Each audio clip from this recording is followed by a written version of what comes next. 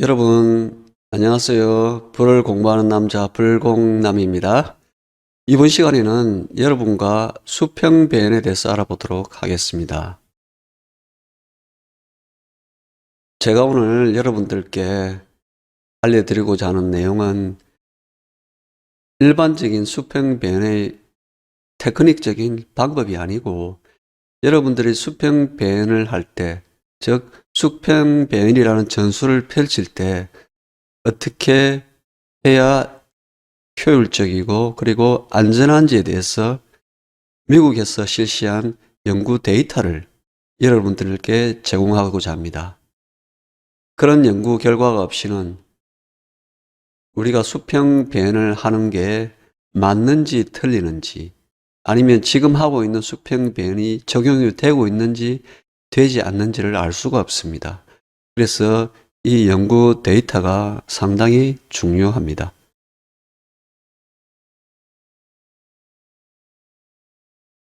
이게 보고서인데 주택화재에 있어 수평배연이 화재 성상에 미치는 영향입니다. UL의 소방연구기관에서 테스트를 한 거죠.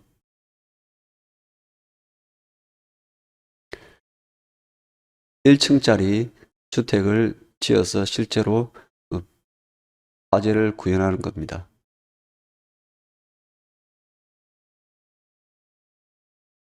한 30평 정도 되는 주택입니다. 여러분들이 진입하게 될 출입구, 정문이죠. 그리고 거실, 방 1, 방 2, 방 3, 그리고 주방. 주방은 여기가 문이 개방되어 있습니다. 문이 없는 거죠. 그리고 식당,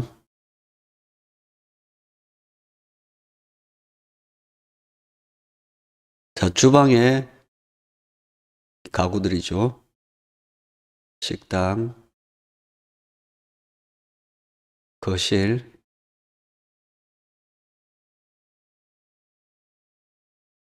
그리고 방 1입니다.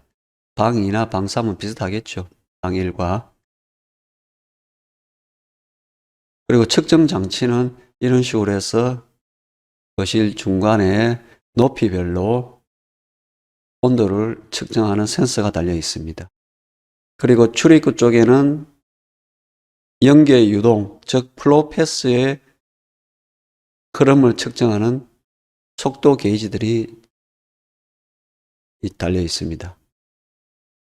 그리고 압력계라든지, 그리고 창문에도 속도라든지 압력을 잴 수 있는 게이지가 달려 있고요. 그리고 CO, CO2, 그리고 O2를 측정할 수 있는 장치들이 설치되어 있습니다. 그럼 실물화재 실험을 통한 우리가 알아야 될 소방 전술상 고려사항 첫 번째입니다. 출입문 개방은 화재를 키운다. 영상을 먼저 보시죠.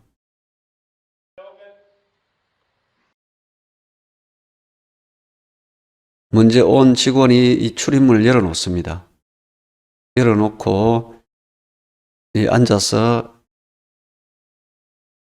공기호흡기를 차죠. 마스크를 차죠. 자, 이런 식으로 불이 급격하게 안에서 확대되고 그리고 밖에까지 번져 나옵니다. 미국 애들은 현장 도착해서 호스를 입구까지 끌고 그 앞에서 공기호흡기를 착용을 합니다. 다음 영상입니다. 자, 이 친구가 유리창을 막 깨죠. 그리고 이 안에 지금 화염은 보이지 않습니다. 아직. 연기가 꽉 찬 거죠. 안에 연기가 꽉 찼는데 이 유리창을 깨니까 안이 조금 가시도가 좋아지겠죠. 그리고 화염이 보이기 시작합니다. 금방 이 대원이 진입을 했죠. 호스는 가지고 들어가지 않았습니다. 자, 보시면 안쪽에 연소 확대가 빠르게 일어나고 있습니다. 아직 경방위 방수 준비가 끝나지 않았죠.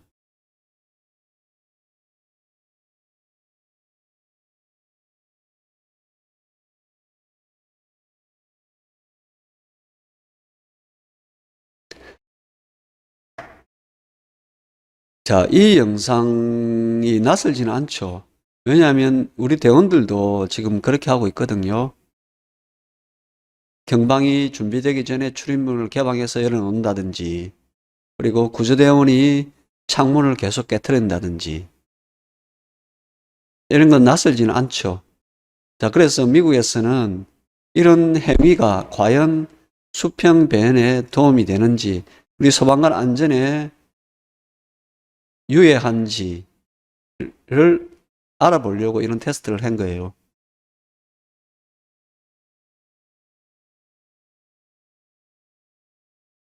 실험 결과를 보도록 하겠습니다. 빨간색 그래프는 1층짜리 건물이고, 파란색 그래프는 2층짜리 건물입니다. 화재학에서 배웠다시피 환기지배형 화재는 이런 식으로 온도가 올라갔다가 최고점에서 꺾이죠. 꺾여서 급속하게 떨어집니다. 이 시점이 현장에 여러분들이 도착할 시간 정도가 되는 거죠. 이때 여러분이 프론트 도어를 오픈을 합니다. 오픈을 하면 점점 화점실, 즉 거실의 온도가 올라갑니다. 이런 식으로 올라가죠. 이 최고점에 오르죠. 600도입니다. 자, 이때 보시면 미국에서는 소방관 생존 한계가 260도씨 정도로 생각하고 있습니다. 섭씨로는 260도지만 화씨로는 500도 F입니다. 그러면 여러분들이 문을 열었을 때 이때가 480초, 점화를 시킨 후 480초 후에 여러분이 도착해서 프론트 도어를 오픈을 했습니다. 그리고 소방관 생존 한계인 260도까지 걸리는 시간은 약 1분 10초니까 70초 정도 되겠네요. 여러분들이 현장에 도착해서 문을 열면 70초 후에 거실의 온도가 소방관 생존 한계까지 올라간다는 겁니다. 그리고 플래시 오버는 2분 50초.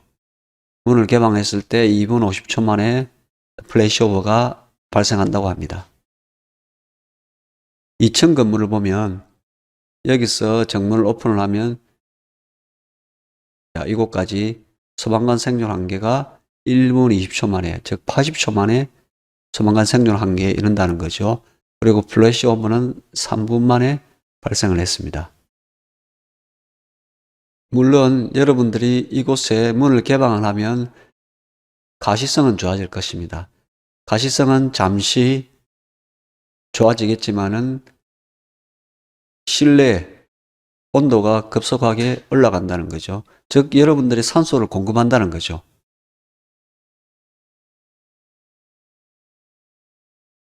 그래서 출입문 개방이 구획실 화재에 있어서는 그렇게 좋지가 않은 거죠.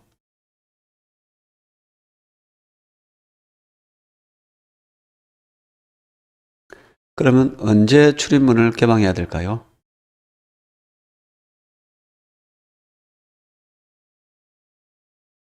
경방대원이 진입 준비가 되었을 때 개방을 해야 됩니다.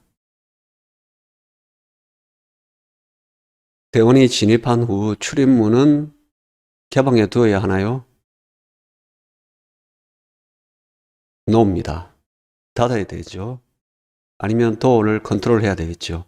왜냐하면 조금 전에 보셨다시피 산소가 많이 공급되어 죽어있던 불도 다시 살리기 때문입니다. 하지만은 우리가 실내 가시성을 좋기 위해서 문을 열어두는 경우가 있죠. 그럴 때는 선택적으로 해야 되겠죠. 소방관 생존 한계에 이르기 전에 화점 공격이 가능할 때는 문을 열어두어도 되겠죠. 그렇지만 1층 건물에서 70초 이내에 우리가 화점을 공격하기가 쉽지만은 않을 겁니다.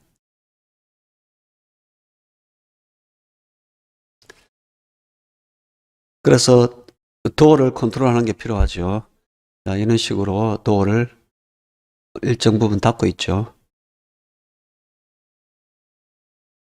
영상을 한번 보도록 하겠습니다.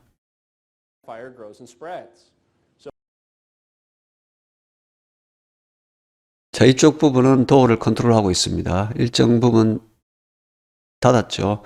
이 부분은 완전히 오픈을 한 경우입니다.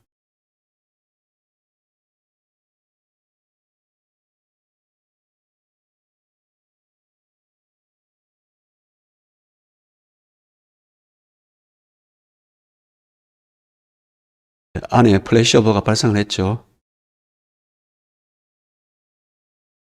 도어를 컨트롤한 부분은 아직 연기가 급속하게 나오지도 않고 부피가 크지도 않습니다.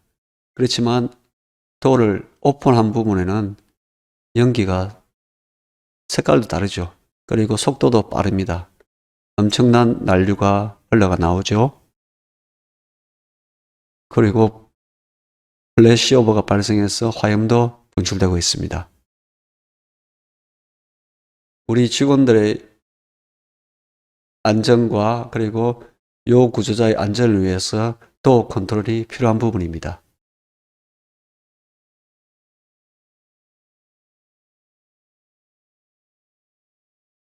이 부분이 도어를 오픈한 부분, 전체 오픈, 그리고 파란색이 도어를 컨트롤한 곡선입니다. 실내 온도 화씨 400도를 기준으로 볼 때 시간이 3분 정도 차이가 나는 걸 볼 수 있습니다. 즉 1층짜리 건물에서 우리가 도어 컨트롤을 하면 3분 정도 연소 확대를 늦출 수 있다는 거죠. 그런데 2층은 조금 다릅니다. 도어 컨트롤 하지 않은 곡선, 도어 컨트롤 한 곡선인데 도어 컨트롤 하지 않은 경우는 이런 식으로 올라가겠죠. 자, 이런 식으로 올라갑니다. 오픈을 했을 때 올라가는데 도어 컨트롤 한 부분은 이런 식으로 온도가 올라가지 않죠. 왜 그럴까요? 2층짜리 건물이 부피가 크죠. 그래서 조금씩 공급되는 그 산소 양으로 이 화염을 키우지 못한다는 거겠죠. 즉, 우리가 이런 2층짜리 건물이라든지 이런 큰 부피의 건물, 실내 공간이 넓은 건물, 마트로 될 수 있고 창고도 될 수 있겠죠. 이런 부분에서는 도어 컨트롤만으로 안쪽에 있는 화재를 크게 하지 않는다는 거죠. 그런데 부피가 좁은 경우는 어때요? 1층짜리 건물 같은 경우는 도어 컨트롤을 해도 3분 뒤에는 위험한 수준까지 올라갈 수 있다는 거죠. 그래서 좁은 공간에서는 도어 컨트롤이 일시적인 수단입니다. 그리고 조금 전에 말씀드렸다시피 진입하여 바로 방수할 수 있다면 실험 결과를 보면 1층 건물에서는 70초입니다. 70초에 소방관 생존 한계까지 이르렀거든요. 70초 이내에 방수를 할 수 있다면 도어 컨트롤이 필요가 없습니다. 그때는 도어를 오픈함으로써 우리의 시야를 확보할 수 있어 장점이 될 수 있겠죠.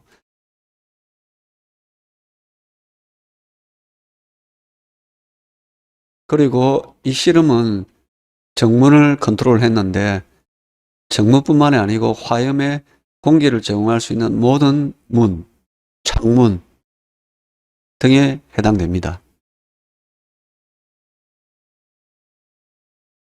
그리고 내가 진입하는 문이 유일한 개방된 계급이라면 조심하라. 불도 당신을 지나 그곳으로 나가기를 원한다. 무슨 말이죠?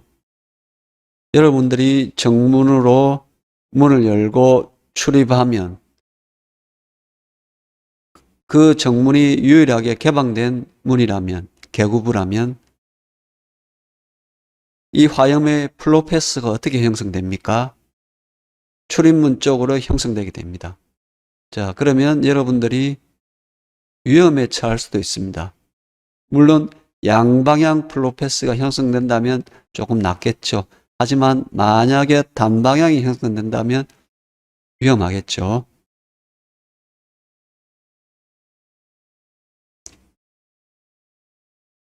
그러면 도어 컨트롤맨이 언제까지 도어 컨트롤 해야 될까요?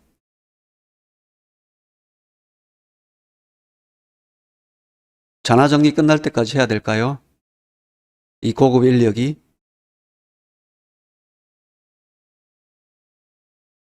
환기지배형 화재일 때는 도어 컨트롤이 필요합니다. 왜 그렇죠? 화재 역학 강의에 다 나와 있죠. 환기지배형은 그 화재가 산소의 양에 따라 좌우가 됩니다. 즉 산소가 없기 때문에 불이 죽는 거죠. 그게 환기지배형인데 안에 산소가 없는데 여러분들이 문을 열면 산소를 공급해 주기 때문에 환기지배형일 경우에는 도어 컨트롤이 필요하죠.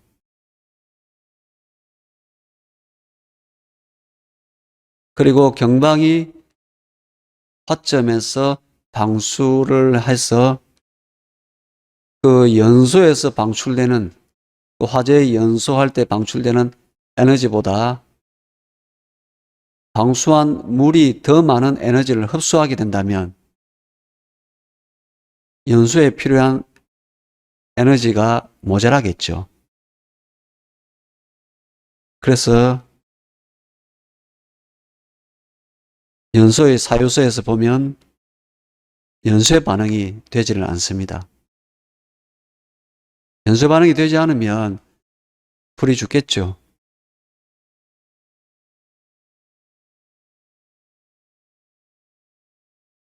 그 연소열이 낮아지기 때문에 열분해를 시키지 못합니다. 열분해를 시키지 못하면 가연스가스를 방출 못하겠죠. 그러면 가연성 가스도 열려죠. 나무 같은 고체만 연료인 게 아니고 고체에서 열분해를 통해서 나오는 가연성 가스도 연료입니다. 연료가 방출되지 못하니 실내에 있는 산소 양보다 연료 양이 작아지게 됩니다.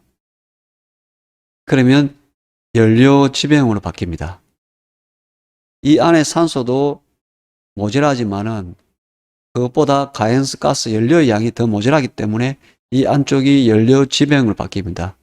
그때는 이곳에 산소가 많이 공급되어도 연료가 모자라기 때문에 화재가 계속되지 못하겠죠. 즉 연료 지배형으로 바뀐다는 거죠. 이 안이. 그때는 도어를 열어도 관계없습니다. 여러분들이 도어를 개방해서 산소를 공급하더라도 화재에 영향을 못 미친다는 거죠. 연료가 모자라기 때문에. 종합해보면 경방이 화점 공격을 하면 컨트롤맨이 도어를 오픈을 해도 활짝 열어도 관계가 없습니다. 활짝 여는 게 좋겠죠. 왜냐하면 이때부터는 배연을 시켜야 됩니다. 안에 있는 연기를 빼내야 되겠죠. 빨리 빼낼 수 있는 방법은 모든 개구부들을 열면 됩니다. 모든 개구부들을 열어도 산소가 많이 공급되어도 화재에는 영향을 못 미칩니다.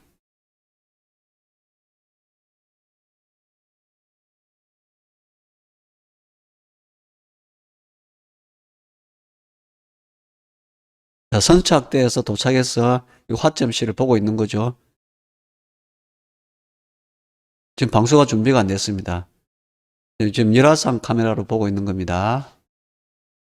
문을 닫죠. 산소가 공급 안 되니 이 안쪽에 온도가 급격하게 낮아집니다. 연소를 못하기 때문이죠. 그래서 17초 만에 온도가 50% 줄었습니다. 그리고 도어 컨트롤을 할 수 있는 방법을 하나 더 소개시켜 드리겠습니다.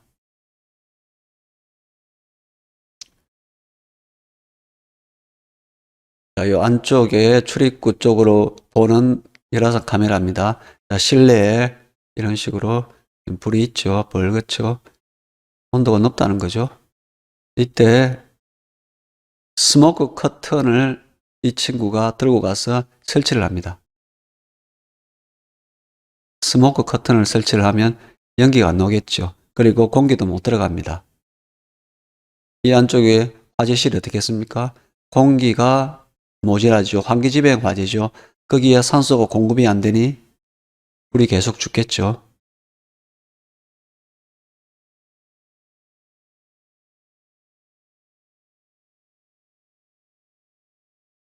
계속 온도가 낮아집니다.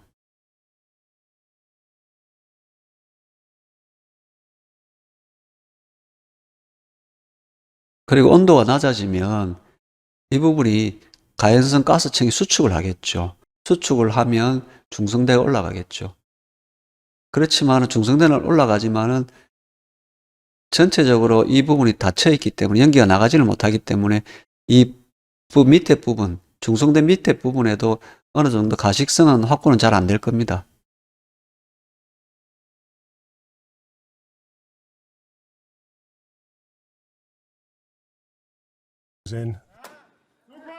자, 유럽의 실제 아파트 화재에 적용되는 모습입니다.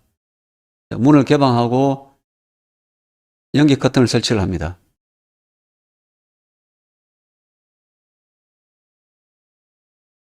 자, 반대편에 계급을 통해서 연기가 분출되는 모습입니다. 자, 이런 식으로 우리 경방대에 들어가죠.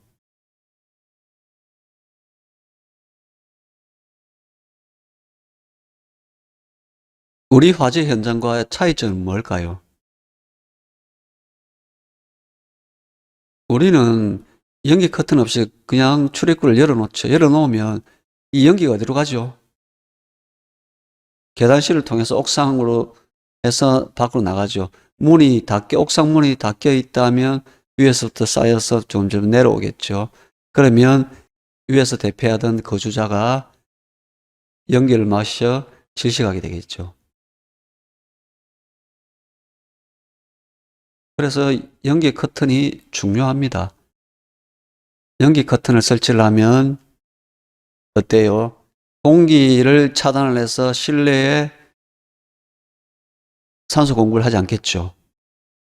그래서 화재를 컨트롤할 수 있겠죠. 또 다른 장점은 이쪽으로 플러패스 형성이 안 된다는 겁니다. 지금 우리 같은 전술로는 이 문을 활짝 개방을 하면 플로패스가 어디로 형성됩니까? 이런 식으로 해서 밖으로 나오겠죠. 그죠? 밖으로 나옵니다. 그런데 연기 커튼을 함으로써 플로패스가 형성 안 되기 때문에 진입하는 대원에게 어느 정도 안전한 공간을 확보할 수 있습니다.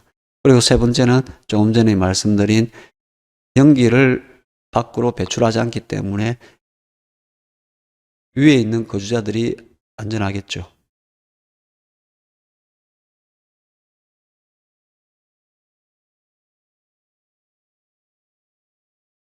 파이어 레스큐 1이라는 미국의 소방 잡지가 있습니다.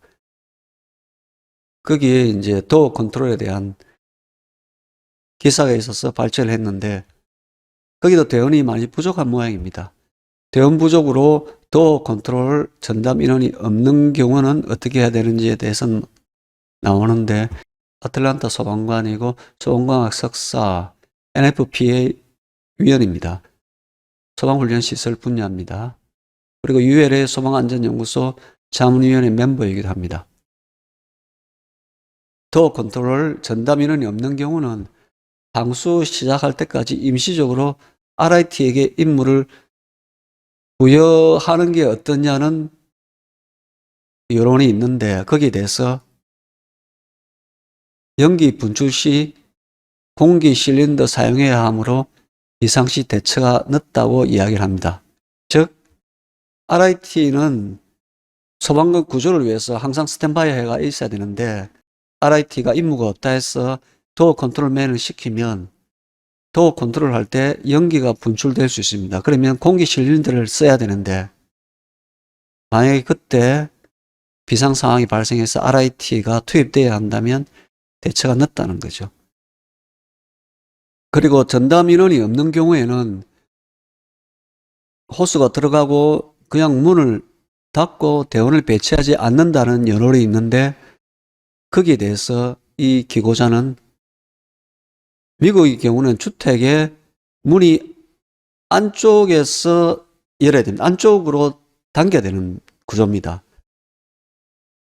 그런데 전담맨이 없다면 대원이 긴급 탈출할 때 여러 명이서 문 앞에 도착했을 때 문을 당겨야 되기 때문에 문 앞에서 뒤엉켜서 탈출을 못하는 경우가 발생할 수 있다는 겁니다.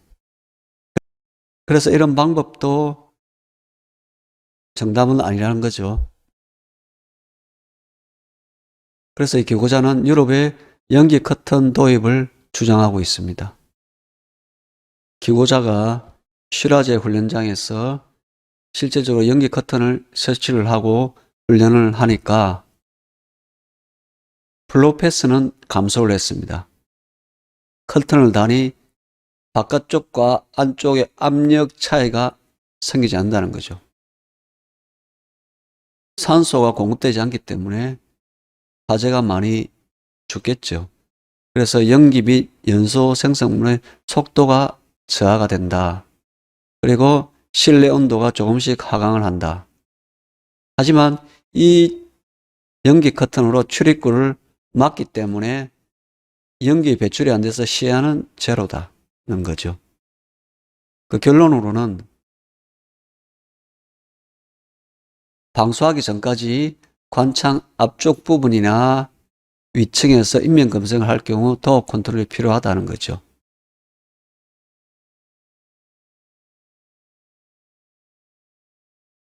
즉 방수하기 전까지, 방수한다는 것은 연료주병으로 만든다는 거죠. 연료주병을 만들 때까지는 문을 열면 위험하기 때문에 관창 앞쪽 부분에 요구 조작을 있을 수도 있고, 그리고 관창 앞쪽 부분이 뜨거우면 우리 경방이 진입하기가 어렵습니다. 위험하죠. 위층에도 요구 조작가 있을 수 있고 우리 구조대원이 인명 검색을 할 수 있습니다. 그래서 그때까지는, 방수하기 전까지는 도어 컨트롤이 필요하다는 결론이고요.